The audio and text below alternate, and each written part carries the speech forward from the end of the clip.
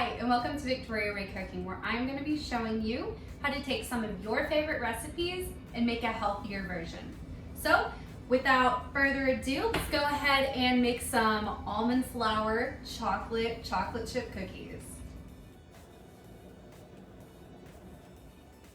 Now, the first thing I've done is preheated my oven to 350 degrees so that I can go ahead and make all of this while that's getting hot.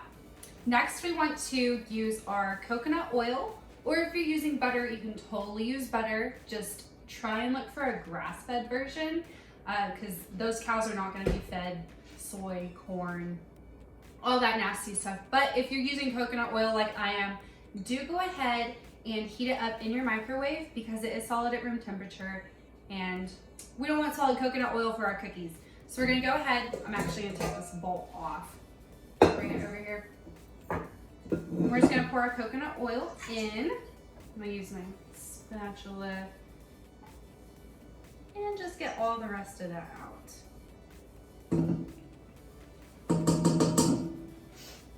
Okay, now, since this is really hot, I'm not going to put my egg in there just yet because it might cook my egg. So we're going to hold off on that. I like to put my sugar in next, and I'm using coconut sugar. I don't recommend that you use white sugar because white sugar is extremely bleached, it's extremely processed. It's really, really bad for you. So coconut sugar is my go-to. You can always use monk fruit or date paste if that's something that you'd rather do. But coconut sugar in the coconut oil.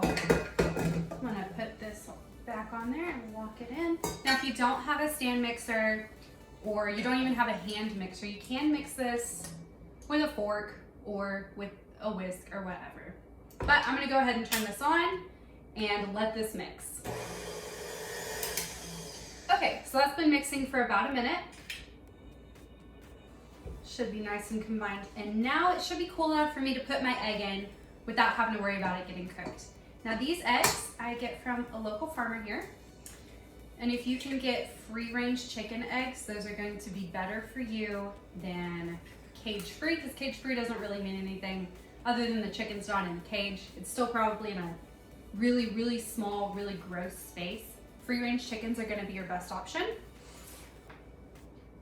But if you can't find them, you know, that's all right. Go ahead and mix the egg in. Okay, once we've mixed our egg in really well, oops, I locked it. We are gonna go ahead and pour in our almond flour. Toss that right in there. I like to go ahead and mix this before I put in my baking soda. So I'm just gonna lock that. Okay, then I'm gonna go ahead and pour my baking soda in there. Now, this part is optional. If you want your cookies to be extra chocolatey, you can take a couple tablespoons of cocoa powder and just pour them right in there. I love chocolate, so I'm gonna make chocolate chip cookies. And just mix. Okay, now that that's nice and mixed, I am going to go ahead and put a little bit of salt in it.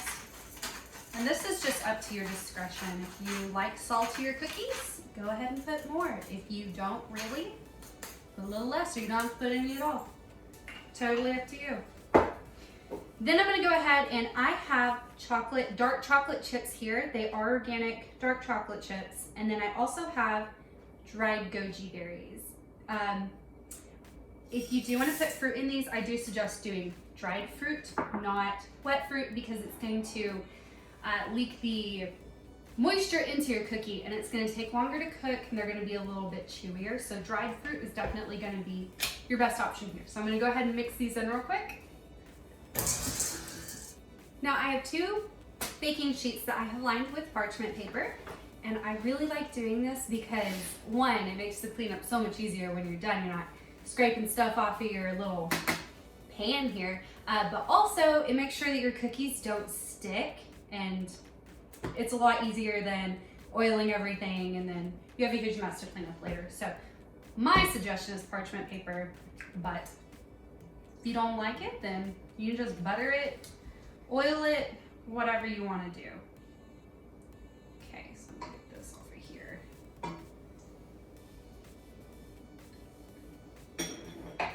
All right, now for the fun part, cookie shaping. I just do this with my hands. If you want to use a scoop, you can totally use a scoop. I like to roll them into a little ball and then kind of squish them a little bit. So we're just going to do that for all the batter in here. You can make huge cookies. You can make little cookies. You can make medium-sized cookies. Now, if you do make super, super giant cookies though, your cooking time might be a little bit different because we're going to cook these for about 15, maybe 18 minutes. So if you do make a giant one, just watch it. Make sure you don't undercook it or overcook it.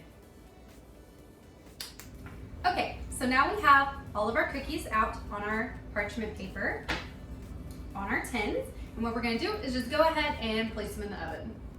I know sitting here watching them is not going to make them cook any faster, but I don't care. Oh, look, you can see my unicorn slippers. So these cookies got huge. They're so big. Now, if you do use cocoa powder in them, it is going to be harder to tell when they are done just because they're already going to be dark. So you can underdo them. Just make sure that you're not burning them.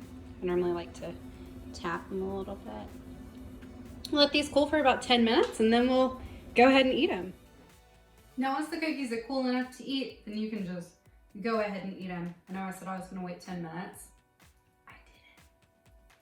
These are really, really good, by the way.